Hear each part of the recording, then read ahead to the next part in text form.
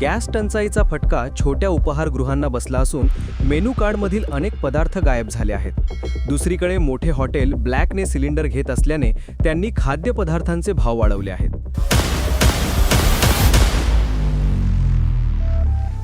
आखाती युद्धामुळे गॅसची भीषण टंचाई निर्माण झाली आहे। त्याचा मोठा परिणाम हॉटेल उद्योगावर होत आहे। लहान उपाहारगृह या टंचाईवर होरपळून निघाले आहेत। अनेक छोट्या उपाहारगृहांनी आपल्या हॉटेलमधून बरेच पदार्थ देणे बंद केले आहे। त्याचा परिणाम ग्राहकांवर होत आहे।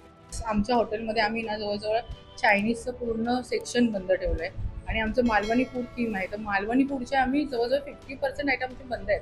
म्हणजे कस्टमर एवढे इच्छुक असतात, येतात इथे हे आहे का हे आहे का, आणि आमच्याकडे ते सगळं मिळतं, पण आम्ही देऊ शकत नाही गॅसच्या अभावाने। पहिले आम्ही बरेच पदार्थ बनवायचो, परंतु आता फक्त अंडा पाव आणि आमलेट पावच बनवतो। सिलेंडर कमी प्रमाणात असल्याने मोठ्या प्रमाणात गॅस सिलेंडरचा काळा बाजार होत आहे। मोठे हॉटेल चालक ब्लॅकने सिलेंडर घेत असून त्यांनी पदार्थांचे भाव वाढवले आहेत। आणि गॅसची एवढी महागाई झाली आहे की आम्ही घेऊ शकत नाही ब्लॅकनी।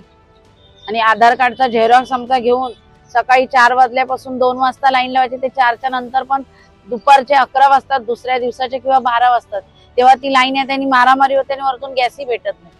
गॅस मिळत नसल्याने अनेक चहाच्या अनेक छोट्या टपऱ्या बंद झाल्या आहेत। परिस्थिती अशीच राहिली तर छोट्या हॉटेल चालकांना आर्थिक संकटाचा सामना करावा लागणार आहे।